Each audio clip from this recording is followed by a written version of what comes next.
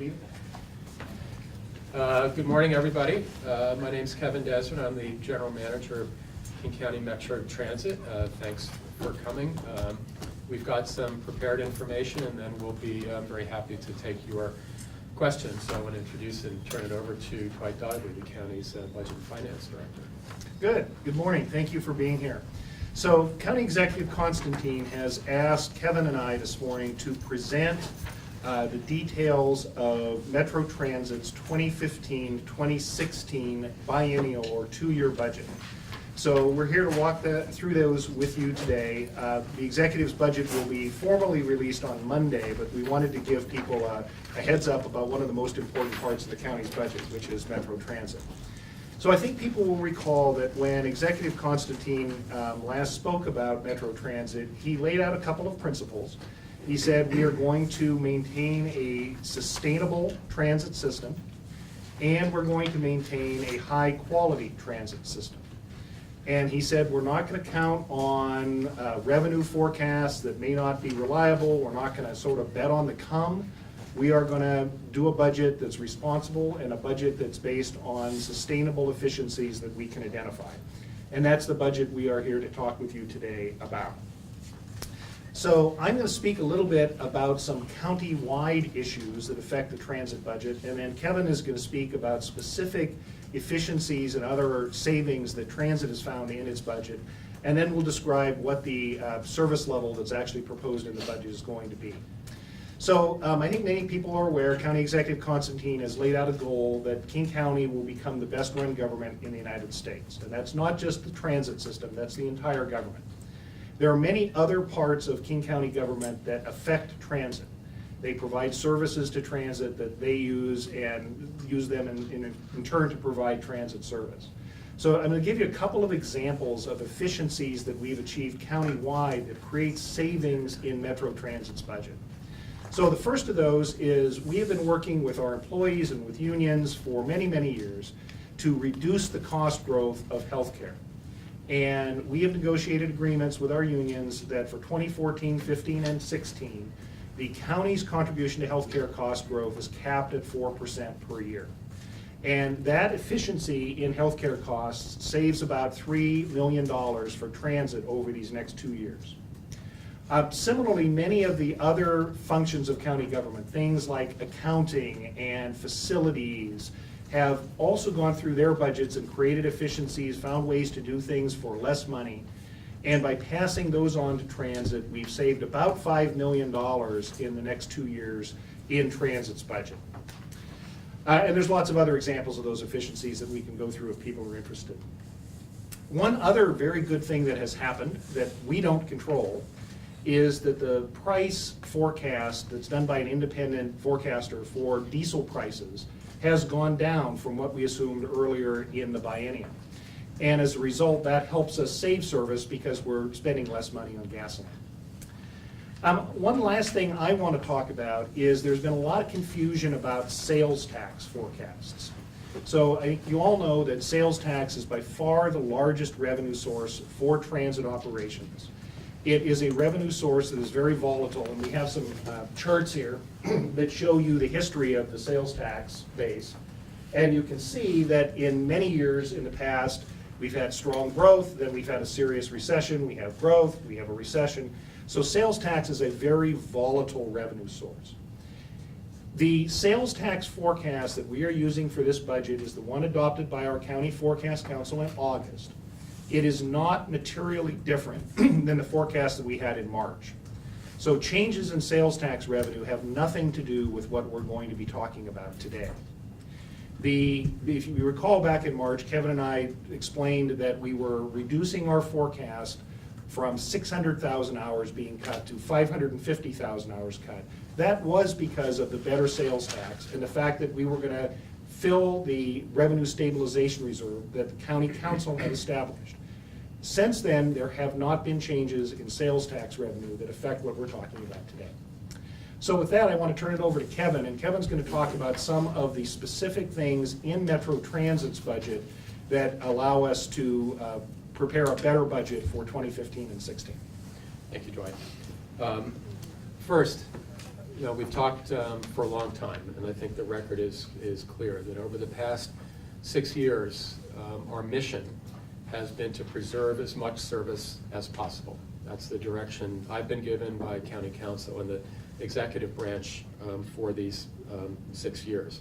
In fact, it was just about exactly 6 years ago, September 2008, that we began to identify and the early implementation of actions to begin to make up for what we were seeing as a loss of sales tax. And even in September 2008, we had no idea that sales tax would drop as much as it ultimately did in 2009 and continued weakness in 2010. So our mission all along has been preserving service. Keep service in the Seattle metropolitan region, King County, on the road as long as possible. We've talked on the record that during that period of time we developed about $800 million in actions, reducing expenses, cutting our capital program and diverting capital dollars to keep service on the road, raising fares 4 times, using ultimately a 2-year congestion reduction charge that the state legislature allowed King County to impose to try to bridge for another couple of years, keeping service on the road. All of those steps still were not enough ultimately to create a stable and sustainable financial program for Metro. We had an election. Unfortunately, the voters decided no. So our job now is to balance our budget and to have a sustainable path forward. But we have not ever stopped here in this organization, and as I think you heard in some of the things Dwight described, we have not stopped for a second trying to find ways to keep service on the road, to stretch our dollars further, whether it's from our expense budget, day-to-day money that we have to spend, from our capital budget. We've been continuing to look for ways to keep service on the road. We don't want to cut service. Our mission is to transport people every single day. We're very proud of what we're doing. Ridership continues to grow in King County, but we also owe it to taxpayers to have a balanced and sustainable budget going forward. So what's changed? How are we getting to the place where we are today and with the budget that the executive will deliver to council next Monday? Numerous different elements, and this is in your press packet and some of the handouts as well. We're saving about $40 million in our capital program because we can buy fewer buses. This is a continuation of work we've been doing after the 2009 county performance audit. Our planners and schedulers are finding ways to squeeze every single efficiency out of the system, and that's allowing us to actually operate fewer buses on the road for the same amount of service. So we're being more efficient in terms of how we deploy our fleet. So we're using those $40 million in effect to divert more capital money to help keep service on the road and pay for other needed elements of the Metro program. Along those lines, we also have negotiated very favorable prices on a couple of our major bus procurements, most notably our trolley fleet, the electric trolley buses, which will start coming in during the upcoming biennium, as well as a fleet of 40-foot hybrid buses. That's saving approximately $50 million. Again, capital program savings. We're finding ways to trim our capital program, in this case from favorable pricing. Again, that helps us keep service on the road. We've been working for several years, very, very high priority. Safety is job number one for any transit agency in the United States, and Metro Transit here in King County is no different. One of the aspects we've been working on for a long time is both job injuries and worker comp claim for our employees, as well as claims from lawsuits, from accidents and so forth. And we're seeing the results of a lot of hard work that's been going on for several years, which should save in the biennium about $13 million. Some of you may know that through Executive Constantine and Deputy Executive Fred Jarrett, we've been introducing to the county as a county-wide initiative lean management techniques and other business and process improvement techniques. And we're beginning to see the early fruit of that work and bringing these new techniques to an organization like Metro. Particularly in our vehicle maintenance operation. We've had a major lean process improvement going on that should reduce our fleet part inventory over the biennium for about $1 million, and we see promise going forward to improve on that as time goes on. We've been working on something called a base automation program in our vehicle maintenance group that's allowed us to also save about $1 million by being more efficient. Reducing service also reduces our headcount. And at the same time that we have to reduce headcount, number of drivers, we're not going to need as many drivers, we won't need as many mechanics if we're reducing service, but other positions in the organization as well. So we've been looking for 6 years, and we continue to look every single place that we can find ways to be more efficient in how we operate the system. We'll be saving about $3 million above and beyond the direct service costs from headcount, in other words, operators and mechanics. The total job loss, net job loss over the biennium, is about 335 positions at Metro. And that's the combination of the service reductions for direct operating costs as well as other positions that we will be eliminating over the next 2 years. In part, as part of our energy program and climate initiatives here in King County, we're going to be converting some of our paratransit access fleet to liquid propane gas. We expect that will save about $1 million over the biennium as well. And over many years, we've had a goal to try to minimize the growth in paratransit ridership and demand. Paratransit service is the most expensive thing most expensive product that Metro operates at about $45 a trip. It's the most expensive product any transit agency in the United States operates, consistent with the Americans with Disabilities Act. In part, because of steps we've taken to help encourage people with disabilities to use fixed route bus, or to have them use community access transit vans, which are partnership programs throughout King County at a fraction of the cost of access.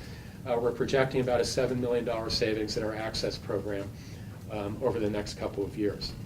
So because of these, the combination of all of these actions, capital program, ongoing operating expenses, we're now projecting that we can save some of the hours that we had previously thought we would have to reduce. So what does that mean? And this chart depicts a little bit what the program is now. So in the spring, after the election was over, we transmitted to Council a package of 550,000 hours of transit service cuts. We are now in this budget that we will be transmitting to Council on Monday. We're now looking at about 400,000 hours in service reductions over the next 2 years. Now that's good news on the one hand. As I said, we don't want to cut service. We're not in the business of taking transit service away from people. But of course, 400,000 hours of cuts is still a lot of pain. A lot of our customers, starting September 27th with the first round, and then again potentially in February, these are going to be impactful for folks. It's about 5 million annual trips we project to be lost from the 400,000 hours of service reductions. The program, again depicted by that chart, and I think that's in your press packet, September 27th, 151,000 hours of cuts. In your press package is the rider alert. This will be going out very shortly to all of our customers, and we'll be doing a lot of other customer communications and interactions between now and September 27th. Pending at Council, the Council's Transportation Committee yesterday passed out the next 169,000 hour reductions, and it should be before Council at the full Council meeting on Monday. That would bring us by February 2016 to 320,000 hours of reductions.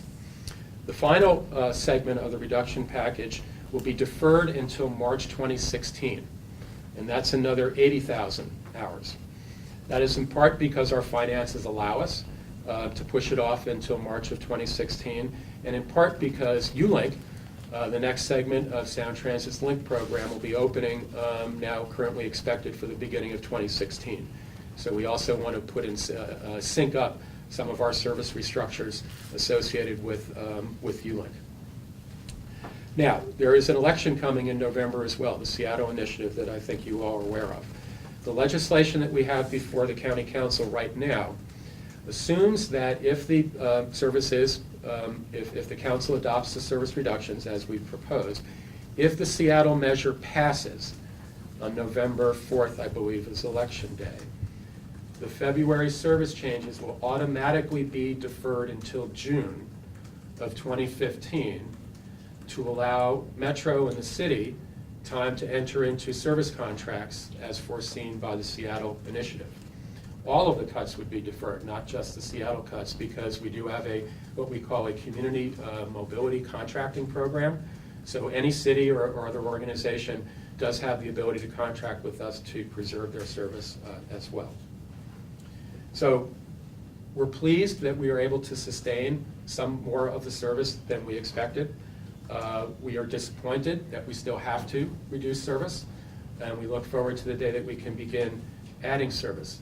In our budget, we do not cut elements of our program that reduces the quality of what we provide here at Metro. The total transit package, the experience that our customers have with transit, is not simply getting on the bus and getting from point A to B. There are many different facets that provide the total quality product for transit. We've been resolute through these 6 years, and I'm pleased that the County Council and the Executive Branch have stuck with. We have a very, very high proportion of our riders are discretionary riders. They choose Metro. That's why our ridership continues to grow. We expect to have more than record ridership this year, over 120 million riders. I just got our August ridership figures 2 days ago. Ridership in August was up 3%. That's because that total product that we provide in our transit system is appealing to folks that do have a choice. Now, at the same time that we're reducing the system, it's very important to note, as this graphic depicts, that what we really should be doing is growing. Our own service guidelines, a report we issued last year and a new report we'll be issuing soon this year, suggests that more than 500,000 hours of service, or about a 15% service increase, is what would be called for in terms of existing and latent demand. We have overcrowded buses now throughout the county, not just in Seattle. We have buses that have become more unreliable because of traffic conditions. We need to really solve those problems, and this budget doesn't allow us to do that. And we have corridors throughout King County where we know that if we put out service, that the demographics, the land use in those corridors would generate ridership. So if you will, that blue area would suggest, in effect, we have a gap of about 900,000 hours between what our ending program will be at the end of this biennium and what we really should be doing. So, our mission is not over. We have to continue not only to provide the quality product, we have to continue to find ways to double down and be more efficient within the organization and try to preserve as much service as possible. And frankly, we have to continue to find ways ultimately to grow the system. Because this county's growing, employment, the last numbers I've seen, employment is up so far this year, I believe about 3.5%. This is one of the best places to be in the United States right now. There's no question about that. And we need a good transit system to go along with that. So we're putting it in a stable, long-term financial footing now. We need to continue to look to ways ultimately to meet the demands in the community. So with that, Dwight and I would be happy to take your questions. Yeah, what's the delta, or the variability based on the unresolved local 587 contract? And how does that affect your $400,000 figure if the arbitrator sides with the union's proposal or with Metro's or somewhere in between? Right. So the Amalgamated Transit Union 587 rejected a contract in November of last year. We then went through a very extensive mediation process. The members last week voted on a new proposal. They once again rejected that proposal. We will now go to binding arbitration per state law. Had the membership voted in favor of the contract, that was the contract proposal that was before them, it would have saved about $8 million in wage costs per year, which is roughly the equivalent of about 80,000 hours of service. So you'd be at 320 if they had voted yes? Close, yeah, approximately, yes. That's what the implications would have been. So it would have saved jobs and it would have saved service. We do not expect to get an arbitration decision probably until in the second quarter of next year. So you're assuming a worse or an expensive case scenario with this? Our budget incorporates the basic cost of living adjustments for all King County employees. So this graphic, in effect, assumes the worst case scenario, I guess, on wages. We will be pushing very hard. It assumes a scenario. It assumes a scenario, thank you. It assumes a scenario similar to what the 587 people are getting. How do you respond, sir, to people out there who say you guys are just using scare tactics to approve a tax hike on residents? How do you respond to that? Well, I refer you to these graphics and to my point that 6 years ago this month, in fact it was August 6 years ago, when we first started seeing the performance numbers, and I was out of town, and my budget manager gave me a call and said, we've got some really bad news coming on our financial forecast. We've been talking about this for 6 years. We spent hours at our regional transit committee throughout 2009 talking about, at that time, 800,000 hours in service cuts. We've not been hiding this from anybody throughout that entire 6-year period. We went through a very prolonged, in 2009 and 2010, regional transit task force, kind of a landmark and now award-winning process that generated our new strategic plan and a new way to look at how to allocate service, whether we're cutting or adding service. We've been doing this totally out in the open. We've been transparent with what we've been doing. We've been talking about this for a very long time. We were the only transit system in this state in 2011, and many transit agencies in this state were suffering and cut a lot of service already, that convinced the state legislature to give us another tool to keep service on the road for a period of time. And in 2011, the legislature passed the ability for King County to impose the congestion reduction charge. They did that. That was a $25 license fee on car, $20 license fee on cars, and that generated about $52 million over 2 years. We've been open and transparent for this entire 6-year period. We talked to the voters during our initiative about the consequences of the election. At that time, it was 550,000 hours. Make no mistake, 400,000 hours in cuts is still a lot of cuts. There's a lot of pain. We took the low-hanging fruit out of the system in 2009 and 2010 when we made some very modest reductions to lower productivity service. What we're cutting now, these are services that people use throughout the county. These are not scare tactics. This is the reality of getting our finances finally in order. And we have to get it in order. 6 years of kicking the can down the road in stopgap measures and one-time savings, we have to put a stop to that. And that, I think, has been very clear from the county executive, and I think the council. We've got to put us on sound footing.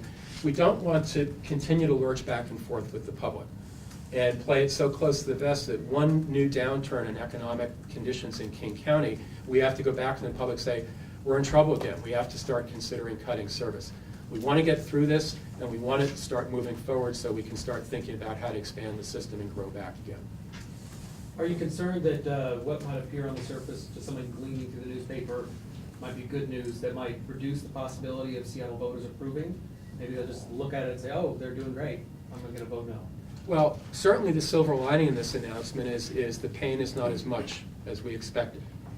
400,000 hours in reductions is not going to be as painful as 550,000. And the way our guidelines work, as we were getting from 400,000 to 500,000, those are more and more productive services.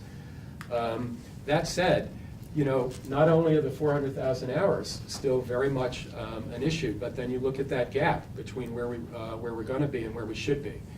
So I think the silver lining in a lot of this is maybe we can start talking about also making some improvements, at least in Seattle, to routes that are currently overcrowded.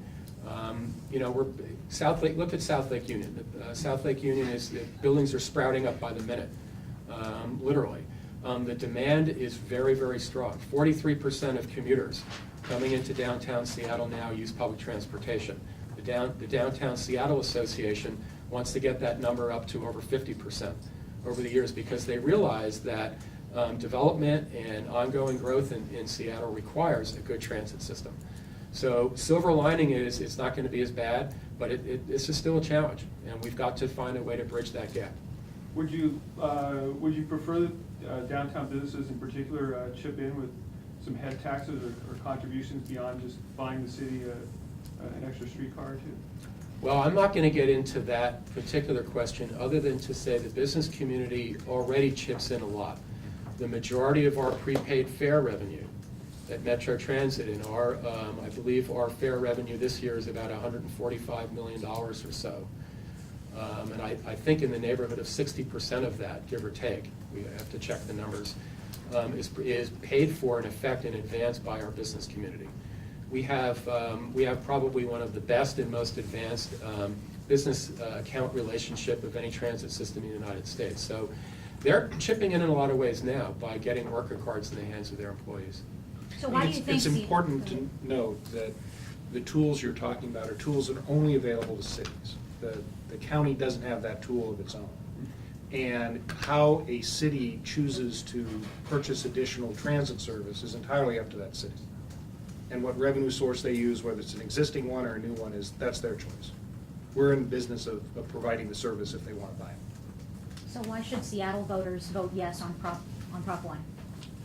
That's not for me or Dwight to say in this particular meeting. I think that's really a question that both City Hall and the people that are managing the campaign need to talk about. All I can say is this region's growing. The Puget Sound Regional Council continues to forecast population and employment improvements throughout the county. And what we really should be doing in King County is growing the system everywhere in King County. There is not a city in King County that I go out to or my planning staff go out to that does not want more transit service. It's not just about Seattle. We've got to figure out a way to solve the problem for the county. Metro is a regional system. We provide a lot of different types of products in a lot of different types of environments. Heavy urban service up to Capitol Hill, all the way to hourly service in rural King County on the east side. We've got a multifaceted system with multiple types of needs. We have a lot of different product types to meet those needs. We've got to struggle to find a way to fill this gap to serve everybody in King County. An operational question. You mentioned the new trolley buses coming in and if they're less expensive than in forecast. How large are those trolley buses? What we see often on the trolley bus lines are the shorter buses and they're overflowing. Are these different do they carry more people than the existing trolley buses? The composition will be roughly the same between the 40-foot buses and the 60-foot articulated coaches, roughly the same. They will have a few fewer seats, so there's going to be a little bit more standing room. This is something we've spent a lot of time thinking about. The trade-off between seating capacity and circulation on the bus. Our trolley system are generally short-haul types of trips for our customers, so there's a lot of on and off. So I think there's a good justification for having a little more circulation, but we will still have roughly the same distribution between the 40 and 60-foot trolleys. And a non-financial question. My daughter takes a 2-bus commute to school, takes the C line from West Seattle, the 124 back down to Tukwila. So she leaves with 90 minutes. This morning, their bus is delayed at 3rd and James, and she's either late for school or almost late. This stuff happens pretty frequently, and it obviously gums up your schedules and reduces efficiency, and you probably leave a few million riders a year on the table who get flabbergasted with this. Is there any sign of hope that these kinds of incidents and delays are going to be can be addressed by local governments? Thank you for asking that. It turns out I have a monthly meeting with the Seattle Department of Transportation's director, and as some of you know, there's a new kid in town. There's a new director named Scott Kubley. He is really, really, really excited about trying to work with Mayor Murray and other stakeholders to find ways to improve the right-of-way for buses. He's a believer, and I've been really, really excited to hear from him, and so I would encourage you to maybe reach out to the mayor's office and to Director Kubley to get his perspective. We, in fact, were talking about that very subject yesterday. You hit on the point, and that's part of the problem. In fact, some of that gap in service is dealing with reliability problems because time is money in the transit environment. We don't control our right-of-way, but there are a lot of techniques that cities who control their right-of-way or WashDOT could develop, working with us or working independently, that could give just a little bit more priority to buses to help buses move people. So let's say that we get closer to 2016 and things haven't improved that much. Is there a chance that there might be, for example, yet another fare hike or something to make up that kind of money? Is there anything on the current schedule to increase fares by the time you get to 2016 again? Well, remember, we have a fare increase already scheduled for March 1st of next year, which includes our landmark low-income fare. So that's already assumed in all of this at this point in time. I think the issue of fares will remain a dialogue we'll be having with the county council at this point in time. The executive is not proposing another fare increase in this biennium. By the time the March 1st fare increase goes into effect, we will have doubled the base fare for our customers since 2008. Unprecedented sharp increase in prices. So, I go back to the previous question as well about the business community and the business accounts we have. Those fare increases hit those customers as well. So, we always have to be thinking hard and struggling to find the right price point between generating the revenue and making sure we continue to price our system in the way that those discretionary riders will continue to choose transit. So fare increases are always part of the deal. Our financial plan that the executive is transmitting assumes the next fare increase in 2018. How much is the March increase? 25-cent fare increase for adult fares, and the low-income fare will be a $1.50 flat all-day fare. When, a physical question, when you look at these sales tax forecasts, the average annual growth is in the high 4s. Where does that come from? Is that based on a particular historical period? Is it based on comparisons nationwide? Are you taking past experience where they forecast too high and just bringing a conservative factor into it? Where do you get that kind of number? So let me explain how the county does revenue forecasting. We have a separate forecasting office that is independent of the executive and the council. And so they develop an independent, sort of unbiased forecast using their own forecasting models. Their models are based on local, state, and national data. And in the long run, they typically reflect long-term average growth in something like sales tax. So the reason that you're seeing 4.9% a year in the out years is that's kind of the underlying long-term historical growth in an area like ours that is growing and has a pretty strong economy. So I think it's great to look at this chart, because the red line is the forecast. And you notice that there's something different about the red line and the green line, is the red line looks pretty flat and pretty stable and pretty constant growth. And the green line, the past reality, is that we never have that. And so by nature of forecasting techniques, they're gonna regress to the mean, is what they call it, where it kind of ends up back at the average for the long term.